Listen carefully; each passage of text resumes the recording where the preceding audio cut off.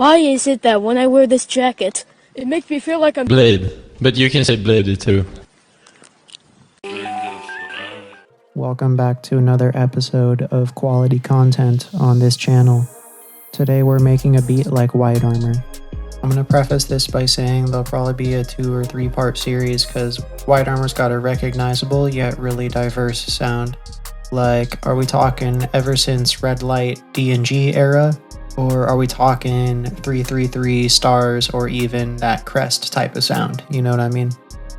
So I'm not going to lie, there's a lot to cover, but honestly, I really don't care. I'm just going to go in chronological order.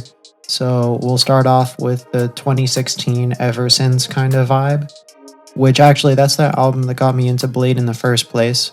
And many people consider this to be his magnum opus. So the pressure's on, dude.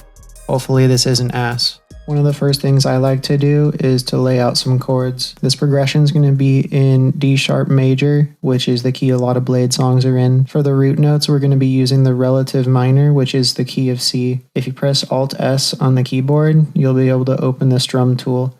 And don't be afraid to mess around with the knobs on here. It'll probably sound pretty good either way, to be honest.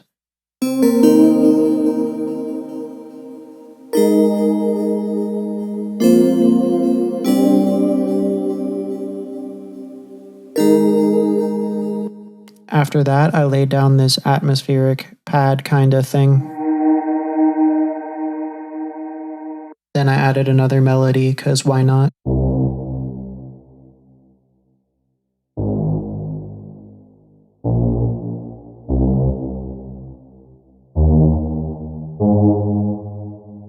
After that, I made this pluck kind of thing.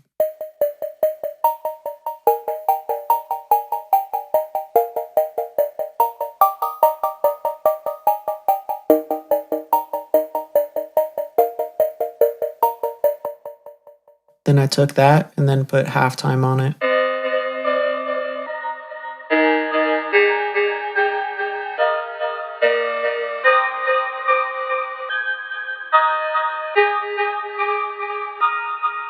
Honestly, man, if you want your melodies to sound good, just put halftime on everything. It's kind of crazy how it just makes everything sound way better. Alright, now it's time for the most important part, the 808. And for this pattern, I put a couple slides in there by just double clicking on the note and pressing the slide button. You can make the slide longer or shorter depending on the length of the note. As always, we're keeping it simple and following the root notes.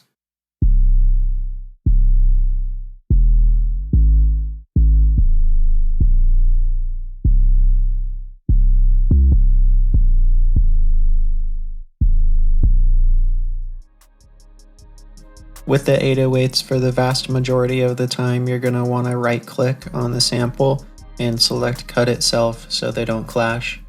We're also going to decrease the attack, decay, sustain, and release for the 808 sample. I swear, man, I have that shit stuck in my brain after so many years making beats. Alright, now it's time for the drums.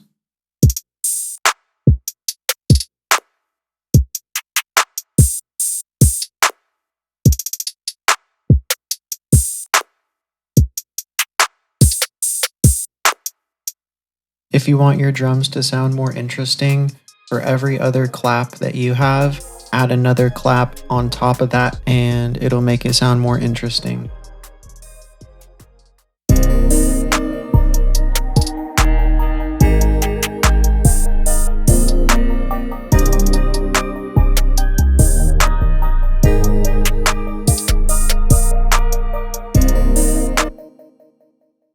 When it comes to mixing and mastering, personally I just focus on getting the levels on everything right. You're going to want to have your drums be louder than the melodies, but after that point it comes down to personal preference in my opinion. For me, I like to add delay and reverb to the melodies, and obviously you should be putting EQs on every instrument so you don't get clashing frequencies.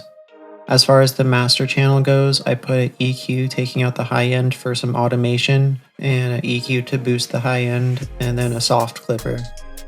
And finally, this is what the whole thing looks like, all laid out. I essentially just copied and pasted this whole thing over here and then added an extra 8 bars for the fade out. You can see the volume and EQ automation clips on the bottom there, and you could also see I didn't really add any sound effects except for my tag. I feel sometimes simple is better, especially if you want an artist to rap or sing on a beat. Plus, if your beat's on the simpler side, it'll sound like it's actually progressing from verse to chorus or whatever, even if you take out 1 or 2 elements like I did in this beat. But yeah, that's all for today. Thanks for watching, and let's listen to what we made.